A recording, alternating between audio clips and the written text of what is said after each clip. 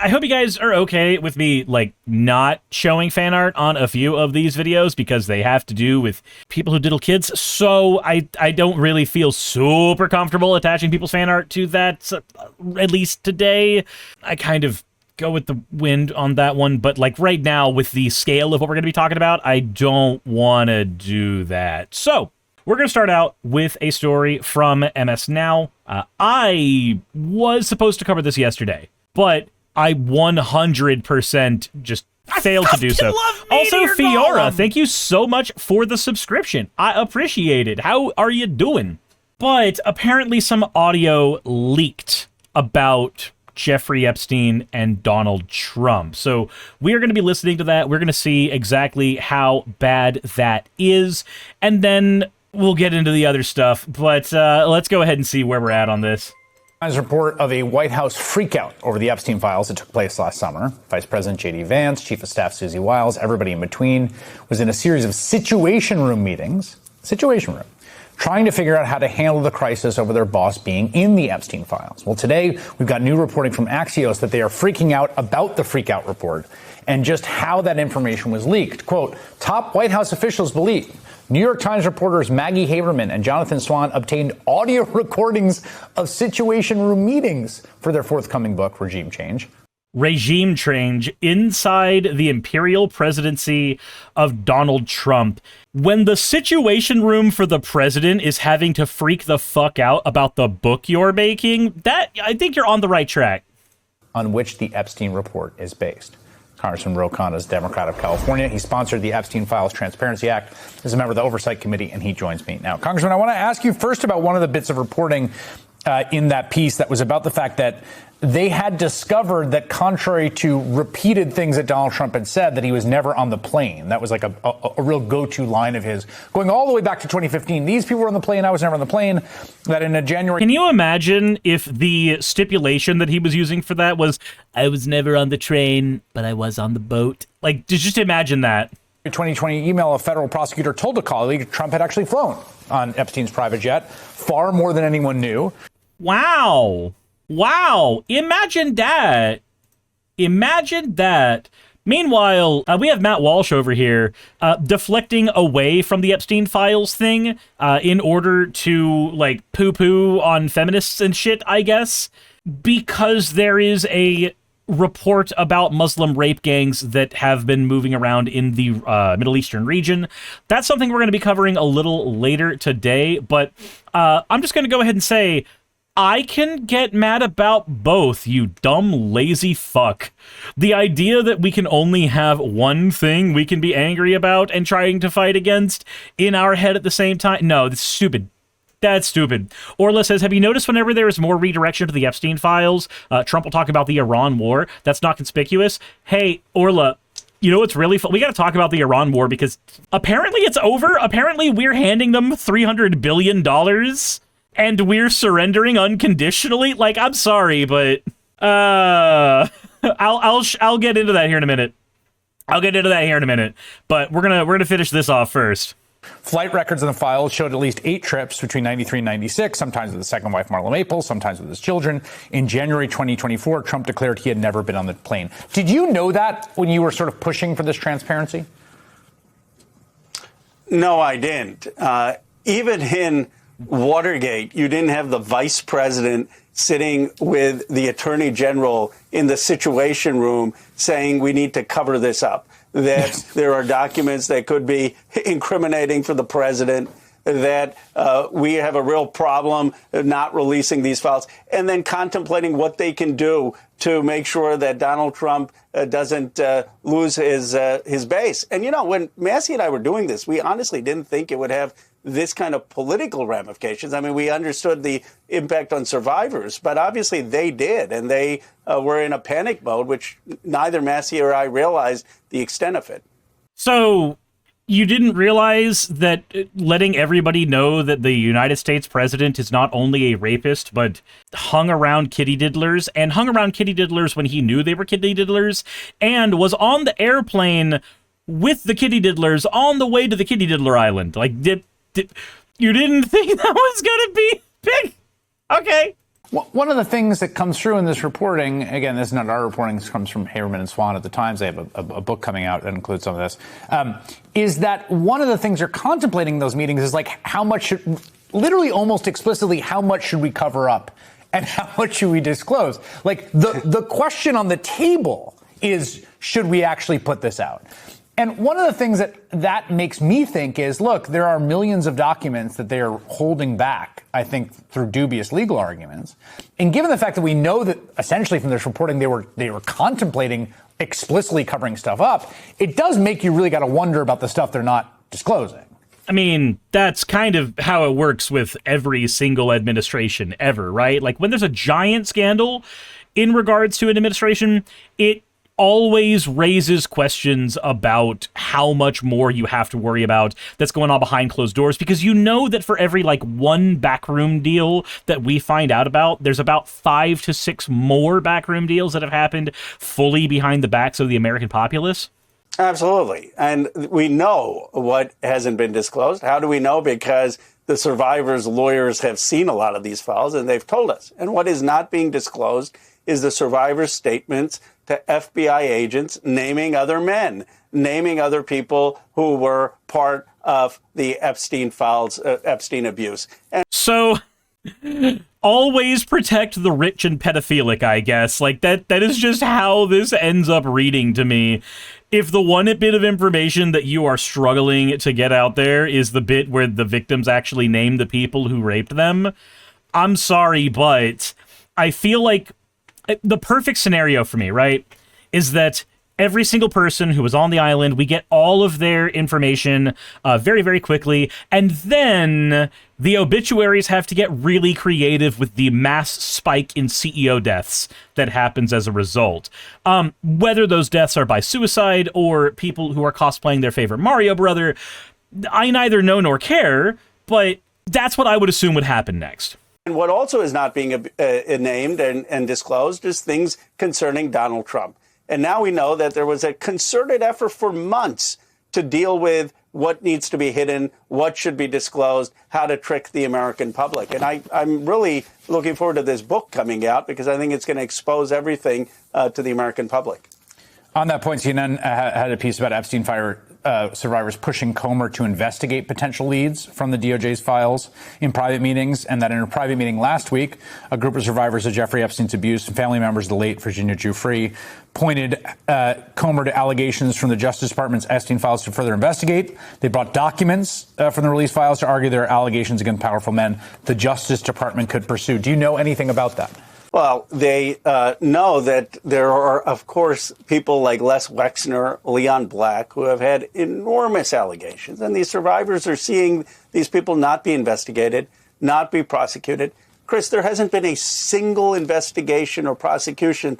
Terrence says, speaking of Luigi, the prosecutors apparently forgot to pull him out of prison to appear in court. Wait, So is that just trying to force a failure to appear in court? Like, is that what happens there? I don't know what happens there at all. That's weird as shit. Jesus. Of all the files that have been released, and other countries are doing it. And Todd Blanche needs to be asked when he comes for Senate confirmation, will you commit to releasing the remaining files? And will you commit to actually investigating some of the people in these files? Will you at least sit down with the survivors? They are refusing to meet with the survivors' lawyers. For a party that talks about standing up for victims and victims' rights, they certainly don't want to meet these victims.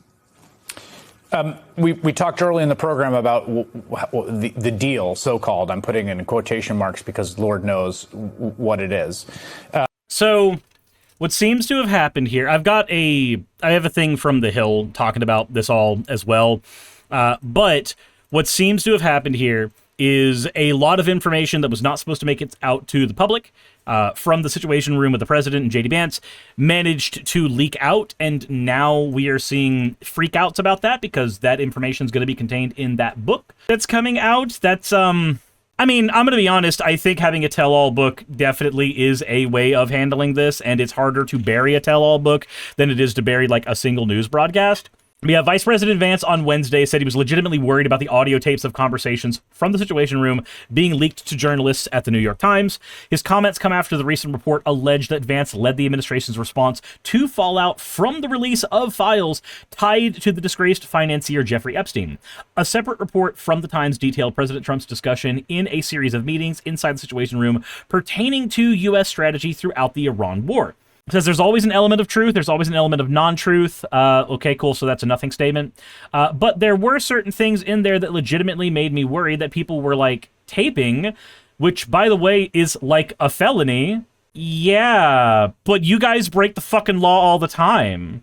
Like, I'm sorry, but I don't know if I can give two flying fucks about what the Vice President of the United States cares about in regards to legality when he's willing to lie to the American populace about Somali people eating other people's pets just to get attention on himself. I don't think I actually have to care at all, realistically. Like, maybe correct me if I'm wrong, but the President of the United States getting away with all kinds of illegal shit, and then creating a slush fund, or trying to create a slush fund so that people who did illegal shit on January 6th could then have money pumped into their bank accounts for being uber loyal to the guy, while Donald Trump is getting money from the IRS in a suit, despite the fact that he had 34 counts against him from his inability to actually accurately report his fucking taxes. Why should I give two shits about legality in regards to the president or the vice president when the president and the vice president are always willing to lie, cheat, steal, and bend the rules and then take taxpayer money to get their constituents and get their loyal base enriched while they do illegal shit too? Like, I don't know why I should care. I don't know why any of us should care about that. See here, Megyn Kelly show, where he discussed how the reporting could influence potential presidential run. Man, I hope it just deletes the Republican Party. How it does that, you decide. Be creative. An excerpt from the upcoming book Regime Change, Inside the Imperial Presidency of Donald Trump by Maggie Haberman and Jonathan Swan, reports that Vance told cabinet officials to release all of the files tied to Epstein, including unsubstantiated allegations against Trump. The report includes direct quotes from Vance, Acting Attorney General Todd Blanche, White House Chief of Staff Suzy Wiles, and White House Communications Director Stephen Chung, among others, as they reportedly worked to develop a plan to lighten the blow of the Epstein scandal. The reporting alleges that Blanche, Trump's former personal attorney, strategized on potentially using the courts and judges to block the release of the files, and how to handle Ghislaine Maxwell, Epstein's girlfriend and co-conspirator, who remains imprisoned. Department of Justice officials are not barred from discussing political strategy, but they cannot participate in activities that violate the Hatch Act, Hatch Act restrictions, or that attempt to obstruct justice or politicize criminal investigations. Okay, so DOJ officials are not supposed to biasedly take sides in this and then try to do fucking damage control, but they are doing that anyway. So they legally cannot participate in things that violate the Hatch Act, but when they illegally violate the Hatch Act, we're supposed to give two flying shits that J.D. Vance tells us that recording any of that was illegal, actually? Like, what? Why? Why should I give two flying shits about what the president or vice president says is legal or illegal anymore when their own government is doing things that their own government has deemed illegal constantly? Like, what? Where should I give a shit? In what world should I give two flying absolute monkey fucks? Administration officials have not denied specific details raised in the reporting, but have raised concerns over reporters' access to sensitive conversations in the Situation Room. Said, we're afraid some of our most sensitive conversations were being recorded, and we have no idea which ones. Good. Be fucking scared. I like Trump and Vance being scared. I'm sorry, but I think it is hilarious thinking of two of the people who try desperately to put on the strongman persona all of the time, pissing their fucking pants over something that they know their base isn't going to find out about because none of them can fucking read. House Oversight and Government Reform Committee ranking member Robert Garcia is already planning to launch an investigation based on the Times reporting, and he said that he will move to subpoena Vance regarding his role in any Epstein cover-up facilitated by the administration. Good. Vance is too connected to the AI tech bro shit. I don't want him being president. Donald Trump, I legally can't say, but I don't want him being president. Said they should both go play sit and spin on a sea urchin. Yeah, they that would be good if both of them just happened to like cosplay Mr. Slave with a pineapple just shoved right up there. 10 out of 10, fantastic.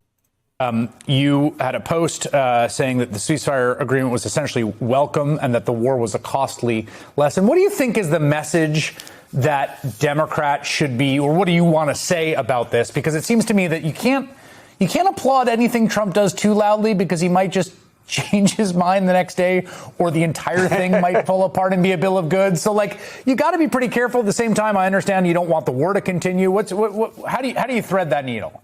I think we say it's good that the war has ended, that we are glad that the Strait of Hormuz is open, but that diplomacy is the answer. Congressman, we have a little delay here. It's not open. I just want to be clear on this. It will be good if it opens. But just to be clear about where things stand right now, the IRGC today said it's not open, and they will tell us what it is. I stand corrected, Chris. You are more precise and accurately precise. It's good that this deal may bring the war to an end, and we should be for bringing the war to an end. But what is achieved is actually less consequential than what Obama achieved 10 years ago. 3 quick points. Obama had the force of international law through the Security Council. Trump doesn't have that. Obama had far more intrusive inspections. And for all of the railing the past 10 years of the money that Obama unfroze, it looks like Trump is giving far more to the Iranian regime. Well, this shows. Remember, everybody got mad about money going to Iran from Obama in any way, shape, or form, ignoring the fact that, most of it was frozen assets. Ignoring any of that. They got fucking mad about that, and now their president is throwing billions of dollars at the Iranian government. The Iranian government that they say should have massive regime change. The regime change isn't happening. We're just handing them fucking money. What in the balls is going on?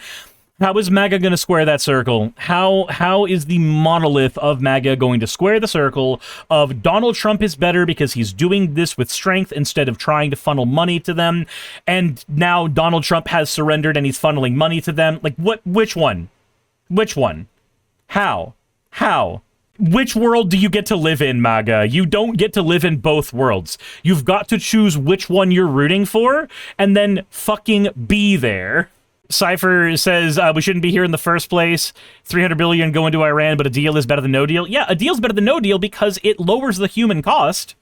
The human cost of this is the thing that I've been fucking agitated about the entire time. Like, the fact that on a governmental level, nobody gives a shit about human lives. They don't. They just simply don't. You're a number.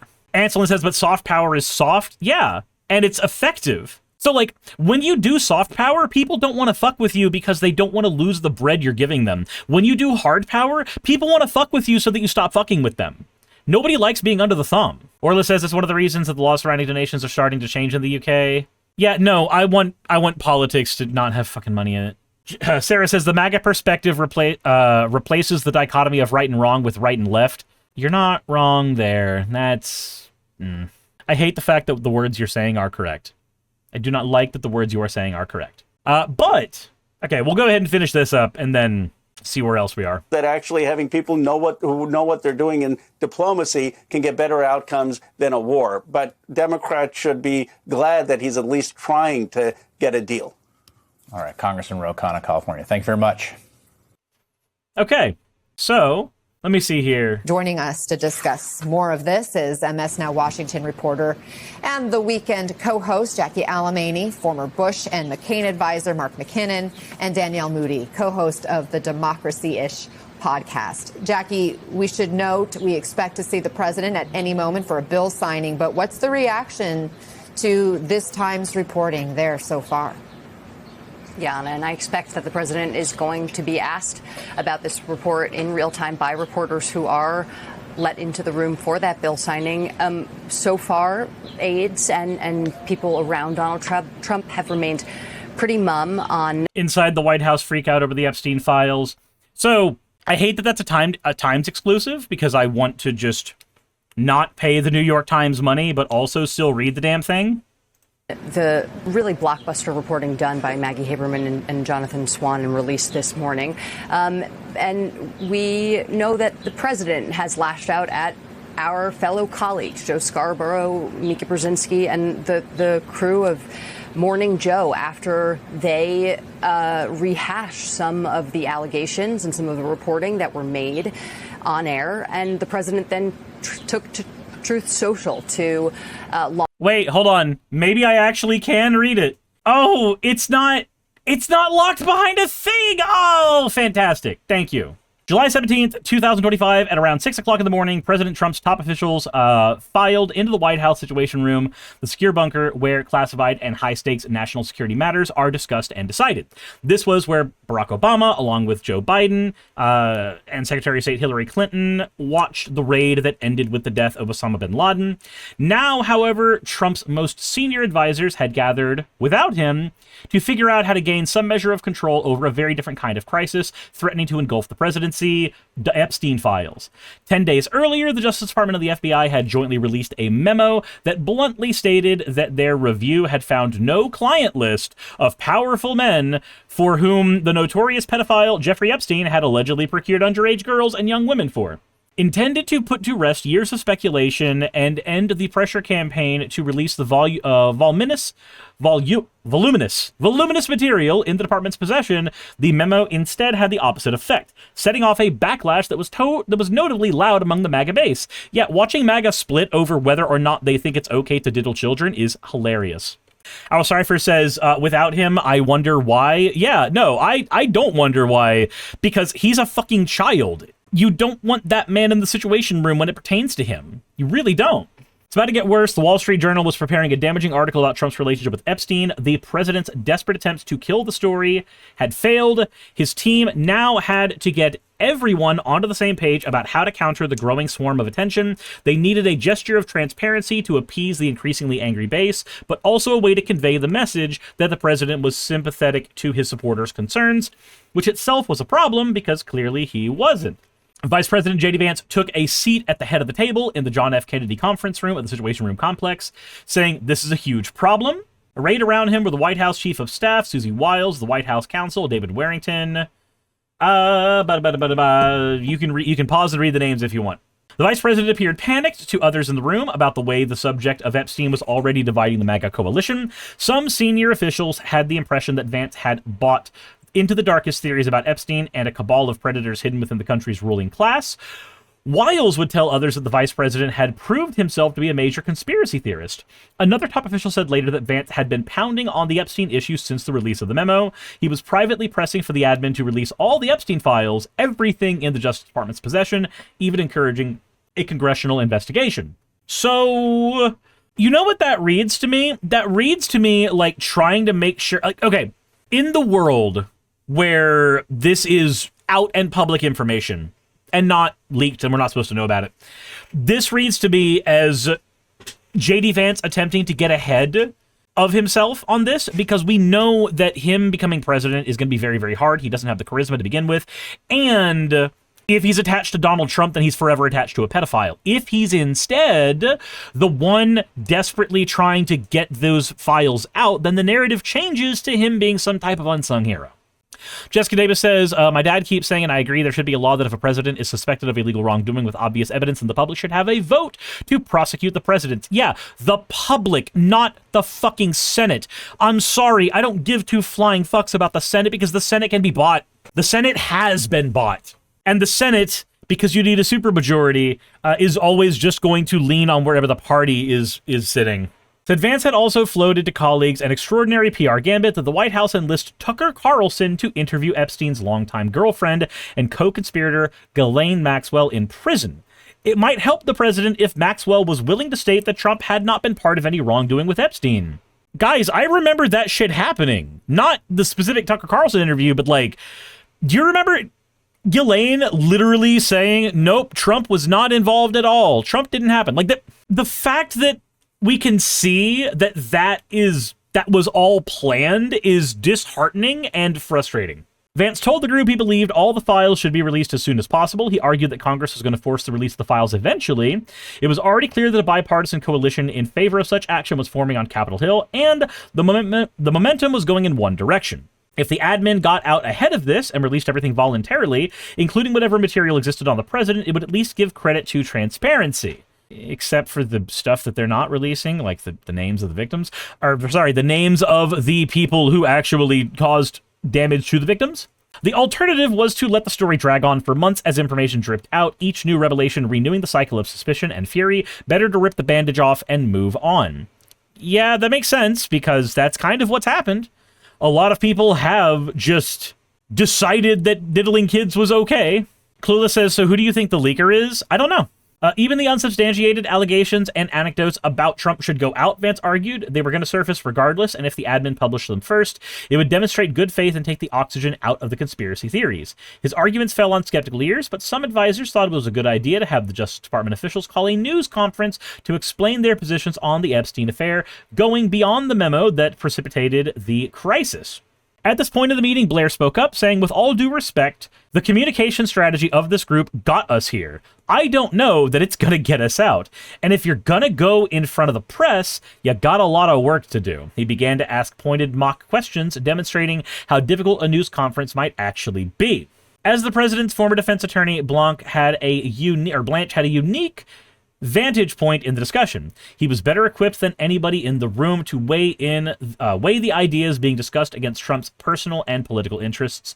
Blanche laid out what he saw was their best option.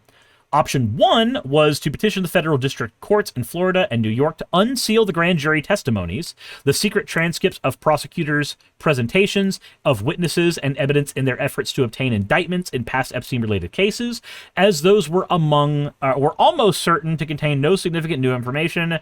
Everybody agreed this was a good option. It was a good idea. Not only because the release was unlikely, to damage the president. Under the federal rules of criminal procedure, the secrecy of grand jury materials is regarded by most federal judges as almost always inviolate. Okay, so what was option 2? Option 2 was to have Justice Department lawyers question Maxwell and publicly release the transcript. A twist on the idea proposed by Vance. Blanche offered to interview Maxwell himself. Vance said, what if we got her to talk to Congress? Blanche raised the possibility that Maxwell's lawyer might expect something in return for her candor. And Warrington, the White House counsel, responded by laying out the available choices, without advocating any of them.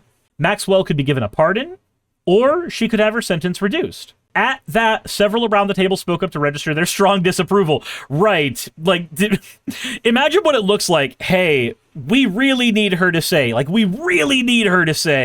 that Trump didn't do the kitty diddling.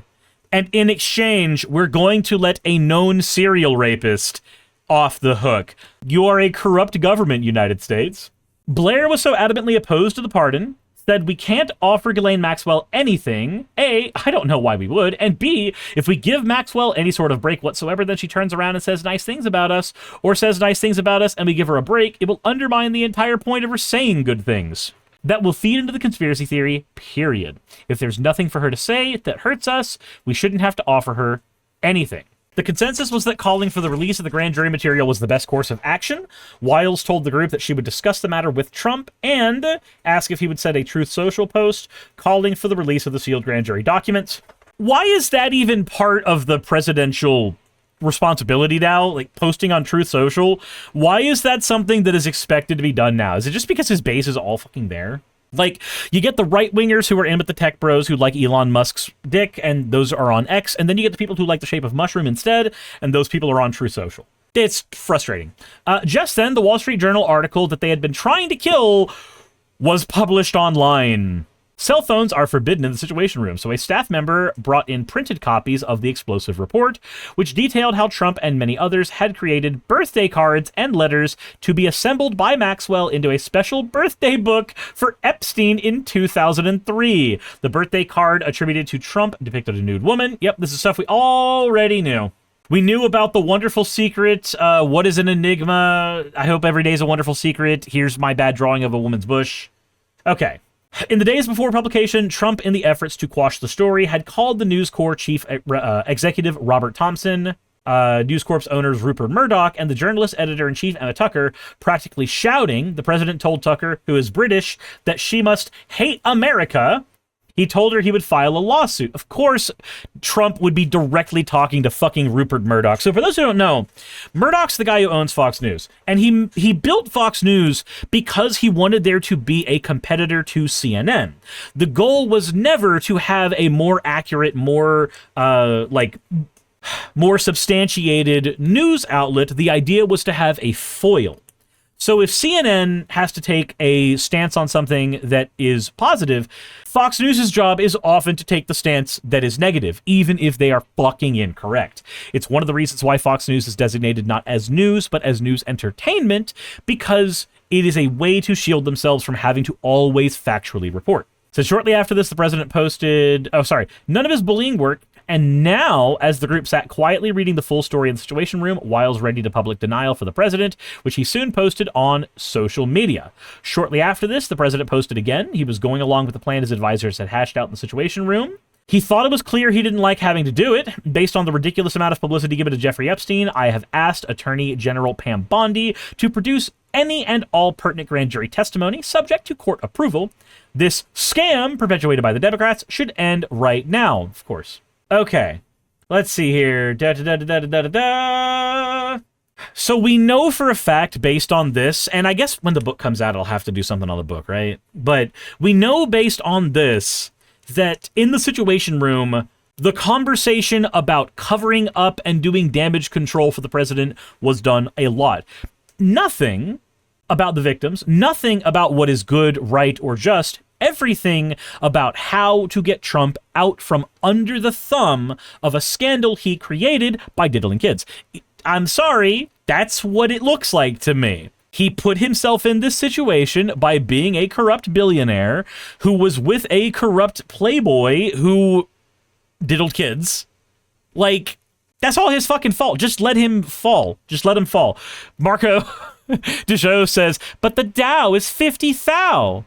The Dow right now. The Dow is 50 thou. Oh, wait, hang on. Something coming in over the wire. I guess it's not. I guess the Dow's not actually at 50,000 anymore. Jesus Christ. Yeah, I guess we will have to pick up, that book and talk about it. The whole thing, this whole fiasco, it is all just predictable. Is a corrupt government with a corrupt president who is covering for himself and his own pedophilic behavior so that we can have, I don't know, I don't want to say America's first pedophile president, because, like, I'm fairly certain we've had others, but, everything about this is depressing. Jesus. Hey, you made it to the end. I want to give an extra thanks to the patrons who allow me to do this full time. I want to thank Aaron Rail, Astral, Britzkrieg, Jemshin, Poundini, Red Joker, Victoria, Jonas, Craig, Tarika, Fireshard, Smiling GM, John, Dren Hadamada, Creeper, Sagitta, you know I'm not saying that last part, Sylvie Snow, Valis of Seraph, Ottoman Angel, Rooster Rachel, and Fire Panda, who are all my $20 and up patrons.